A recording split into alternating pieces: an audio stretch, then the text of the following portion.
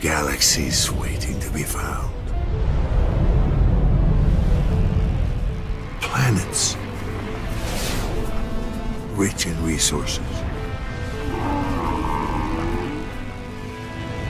Battles to be fought.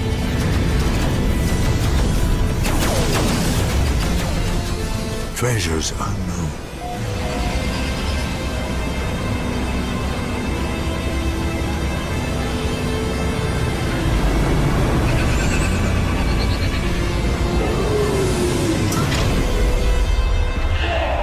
A universe you wouldn't believe.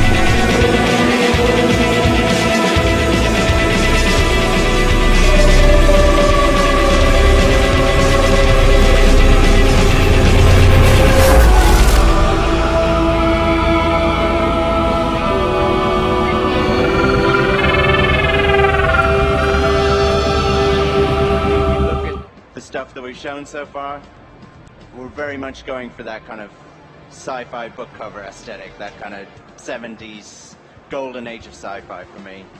And it's a game where you kind of aren't limited, so you can be stood on a planet and see like a mountain in the horizon and go there and climb that mountain. Yeah. And then from that mountain you can see like a planet hanging on the horizon, and that's, to me, like it's a real place. You can get in your ship and you can fly there, and on your way, and this is kind of what we were trying to show, is that on your way, if you like look up at the night sky as you're out in space, then the stars in the sky, all of them are real places too, and they're casting their light to you. How's and that you possible? It sounds like you're just lying to me right now in front of all these people here gathered in the Twitch chat, which is just, there's so many emoticons. I like can't pay attention the to Twitch this. chat is really funny. Yeah. Hi Twitch chat. That's amazing, dude. The ambition of this project makes me think that you're just you like... picture it being at one scale, and then you realize that it's just so much bigger than that. Nah. Just the possibilities within that are really exciting for me. So, I'm curious, honest question. Have you ever warped to a new system discovered by Sean from Hello Games? You arrive on the planet, you touch down, and there's just like a small tea party happening on the surface of the planet, and they have like, they like all look up and they turn, and you're just like standing there in your spacesuit, and you say hello. That is a super specific question. But, and so the answer is yes? Yeah. I would like that maybe... You know, it's alien technology, right? And we wanted to show off, I think, the more alien side of things. Like, it's like we're easing people into No Man's Sky. So when we showed it first, we always showed kind of like fish and things that look like sharks and things that look like deer and dinosaurs, because we wanted to choose planets specifically that had those things, because we wanted people to feel comfortable and understand what the game was. Because actually you can go to some planets and you can be underwater, but it doesn't look like underwater anymore, because the creatures don't look like fish, and water can be made of things other than like water, you know. So that could be confusing for people, and so we tried to stick to things that were more grounded. Slowly we're kind of peeling that back, and we're letting people see a little bit more of the kind of more alien creatures, alien buildings, technologies, things like that that are created. You know, you see that in those kind of weird flying creatures.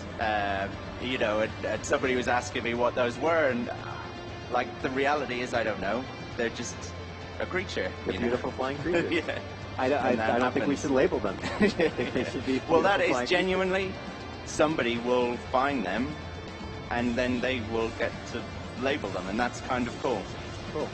All right, so I'm still trying to wrap my mind around. One of the things actually that I've heard you mention before, and as you just mentioned earlier, was that you guys, your team kind of suspects that the player populace will work its way towards the center of No Man's Sky. Is there can you talk about how that's directed? I mean, with a game that's so... You'll want a more upgraded suit, which is what you have down on the planet. You have a weapon with you on the planet, so you'll want to upgrade those things, and those upgrades are generally more towards the center. You can gather resources. Those resources will be worth more at the center. Ships will be more expensive at the center, but they'll be better and more capable, so you're going to need those resources. You're going to need to do things that are more worthwhile, and that naturally drags you on that journey. You don't have to go on that. That's just kind of, it's just one way to play the game. One of many ways, it sounds like. I mean, you guys have really put a lot, you put worlds into this game. And I'm assuming your team fully expects people will explore those worlds, perhaps to, you know, on one planet to its entirety. Yeah, I hope so. I mean, I think we've sort of failed if somebody doesn't boot up the game and just explore the planet that they boot up on. Like, you know, they just leave their ship and they're like, I'm just going to walk the rest of the way. Absolutely. What could go I wrong? want to see that Twitch stream where somebody just says, I'm going to walk around this planet, you know, and I think that will be cool. I don't understand that person, but I'm like glad that they exist, you know, and I will probably watch that stream kind of sort of fascinated. Yeah. And then you'll get back to your cyber chamber and coding the game. Yeah, infinitely. What else do you kind of either hope for or expect from the community once this game is in players' hands? Like, honestly, sometimes that's the terrifying thing. Like, we don't know how people will play it. I kind of expect, like, spokes to form. That's kind of what I think will happen, that people will start exploring on a route towards the center of the galaxy, and then other people will be drawn towards that route. Okay. Because naturally things have been discovered there, so they know more of what they can see and what they can find. So I think that will happen, and some people will go to those, will gravitate to those kind of spokes towards the center, and follow that path. And then other people will kind of have the opposite mentality and think, I just don't want to be where anyone else has been, and I'm kind of an explorer, a frontiersman or whatever, and I will go to where there's, you know, where no one's ever been before. That's kind of how I hope it'll happen, but I have no way of knowing. People might decide not to explore at all. Everyone might head to the same spot. I don't know, and that's kind of, I'm cool with that. Like, it's scary, but like, that's interesting too. Okay. Now you now let's say No Man's Sky releases at an undisclosed time, and you as a player, right? Perfect. So a little bit of a trader, a little bit of an explorer, right? You know, fights when he has to. A lot of thing. charming. Well, yeah. Yeah. Let's just be honest. Yeah. Any shopper. That is the part that comes naturally. That's what I've heard. Yeah. And your team on No Man's Sky is very small. Yeah. You're a small independent studio. It's in where I forgot, not in Guildford. London, right? It's Guildford, yeah, Okay. where everyone is, Media Molecule and Supermassive, and we know those yeah. guys. What may I ask what it's like for the team to kind of wrap itself around such an ambitious and core design that, as you kind of say, is... I don't know, they're right there. They look fine. They're smiling. They're alive, which is really the best. So this is a giant sandbox that we're making, a universe-sized sandbox. It's full of choices. Like here, we're at the boundary between two warring factions. I could join in, I could take sides.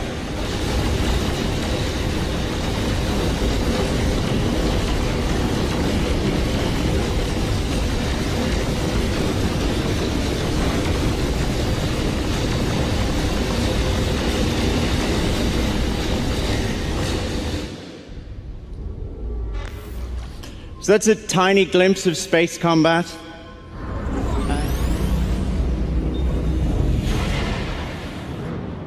Cool. So here we are in an undiscovered solar system. Probably no one's ever been here before. I could do a scan. And when I do, you'll see some points of interest. That red one down there is a beacon. And I've made it so that there's always a beacon near where I warp in, just for this.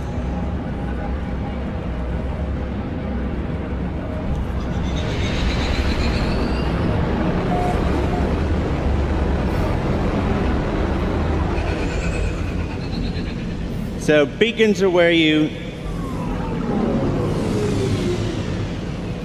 Beacons are where you upload discoveries. That's it over there, behind that rock. And this is the planet that we've just found. This is an alien world that we found together. This is planet E3. And it's not like the prettiest planet. I've seen better, but I've also seen a lot worse.